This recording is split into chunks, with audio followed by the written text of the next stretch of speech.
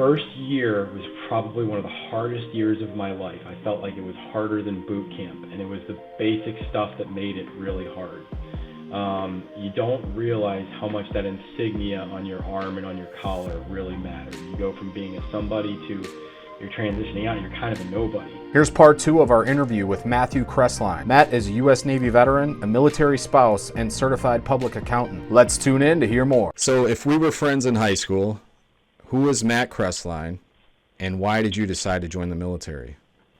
Let's see. In high school, I had a good work ethic. I didn't want to, but I knew what I wanted to do. I just didn't know how I wanted to get there.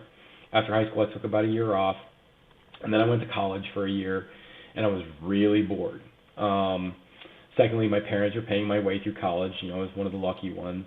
But my dad was a submariner, and he put himself through college on the GI Bill, and I started to think about it, and I was like, well, if my dad can do it, I can do it too.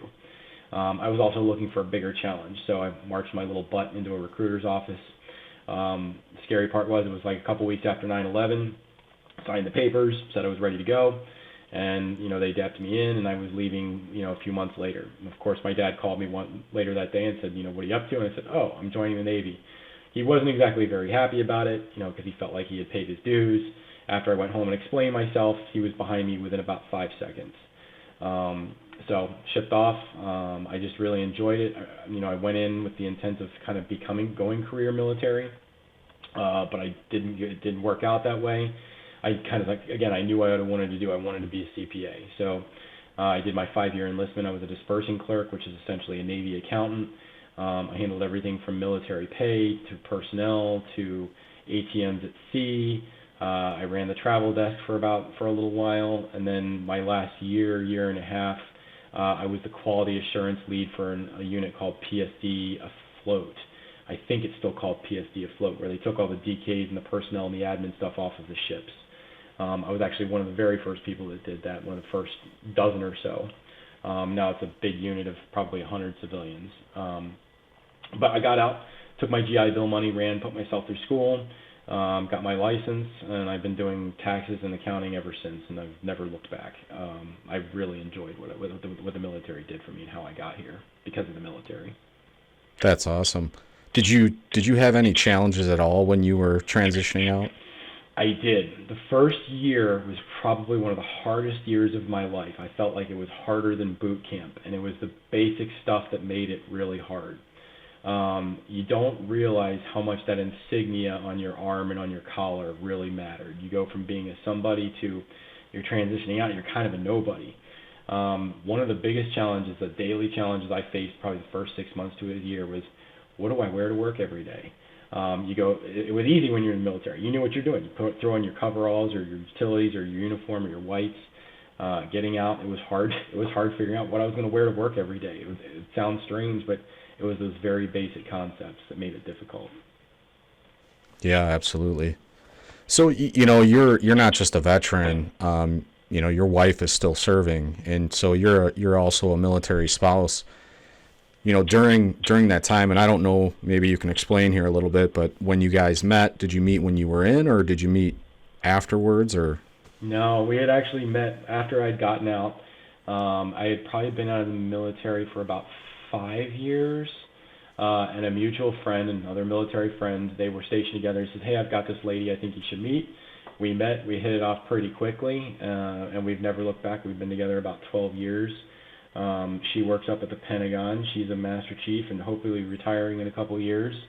And then she can go on to move on and do her own thing in life, what she's wanted to do besides the military. No, that's great, man. So what has that process been like for you to, be a military spouse, juggling careers? You got to move away to a totally different side of the country from where you were. Has there been any challenges included in that with you and your career? Oh, it's always up until this point. It's always been a challenge, but the difference is I kind of understand what she's going through, having to pick up every 2 or 3 years, and the transfers and the promotions and the this and the obligations you've got to do as just as a military person. But I think having a background being in the military, it's made me more understanding. I would like to think that made me a better spouse because I can get behind her, and when she comes in and she tells me, oh, I've got to go so and so this place and that place for a week or 2 weeks or whatever, I've just learned to get behind her and just do it. It makes it much easier if I just play the game. The moving's been fun. We've been to a few different duty stations together. It's always been a challenge. You always kind of get a little scared on the front end, like, oh, where am I going to get a job next? But honestly, every time we've done it, it's turned out to be a blessing, as long as we've just kind of been with each other and worked through it. That's awesome, man, and great to hear. And I feel like finances is such a good background to have too, because all businesses need it in some way, shape, or form. So, kudos to you for picking that profession. I wish I would have used my brain better early on to get into something like that, but everything happens for a reason. So what advice would you have for a veteran or military spouse who's looking to get into that finance world? Don't shy away from anything. I always thought I wanted to go into accounting, not necessarily tax. And I kind of I opened my mind and I went the tax route. Never looked back, but I would just keep an open mind. Just remember all those basic skills that you learned while you were in. Most people like veterans, and businesses like veterans. Why? You're going to come in, you're going to do the job, and you're going to do it till it's done. You're not going to give up. You're just going to persevere through it. Just keep your head up, no matter what. When you're frustrated or you're feeling discouraged, reach out to that person that you've got. Talk to your spouse, talk to your friends, or your best friend, or whoever you can confide in. And talk to them and work through it. Don't get discouraged. You're going to be fine. The first few years are always the hardest, but just stay the course. Don't let go. Awesome. Do you have like a daily routine that you follow, or something you do every day to set yourself up for success?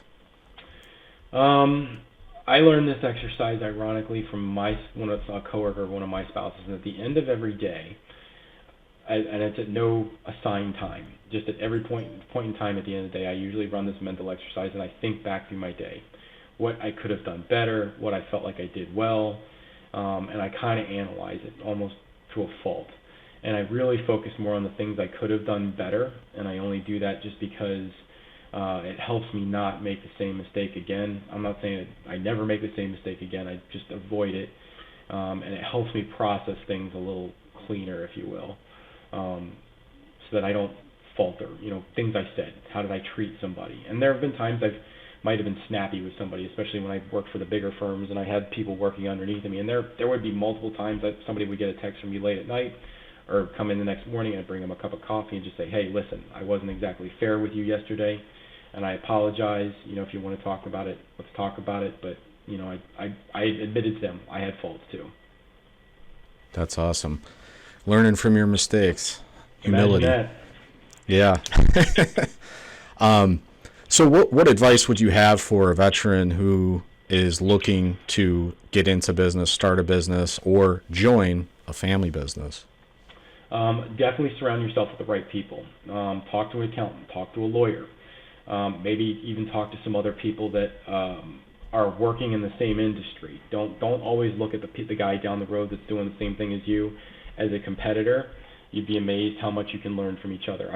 Me and my sister, we actually belong to a lot of groups and associations where we associate with other CPA firms. Why do we do that? Because there are certain things that those other firms do that we don't do. There are things that we do that the other firms don't do. Don't be closed-minded to share your experiences with other people that are doing the same exact thing. I don't ever look at the CPA down the road necessarily as my competition. Because there might be something that we can all learn from each other. So just be open-minded. Surround yourself with good people. Don't go alone. Just get good mentors, get good professional help, and talk to the same people on your level, and make sure you're all learning from each other.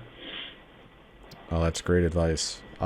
Collaboration in business is definitely one of those things that's evolved over the years. So that's really cool to hear that CPAs do it too. Right. So before you leave this earth, Matt, what kind of impact or legacy do you want to leave in the community? If there's one thing I do like to leave behind me every day, and it's my daily instances, even when I'm, at the checkout line at the grocery store, or I'm sitting down having dinner someplace. Be nice, be kind to each other, understand what the other guy's going through. It drives me crazy when people are mean to each other. I think we live in a cruel world where just a little kindness could just go a long way. I'm not one to bite off a cashier's head or, get nasty with a waiter because it took too long to get my food or something like that, because you don't know what kind of day that person's having. I don't, most of the time I can pluck a veteran out of a crowd, but you just don't know what's on the other side of that transaction. And that is the biggest thing, is just being kind to people when you're out and about in town. That is the legacy I'd like to leave behind. If I can make somebody else's day a little better, maybe they'll make somebody else's day a little better, and it just keeps going from there. If you happen to miss part 1 of Matt's interview, you can click this video right here. Or if you'd like to check out another interview we did, you can check out this one right here. Our goal is to keep the military community connected. We appreciate your support, and we'll see you in the next video.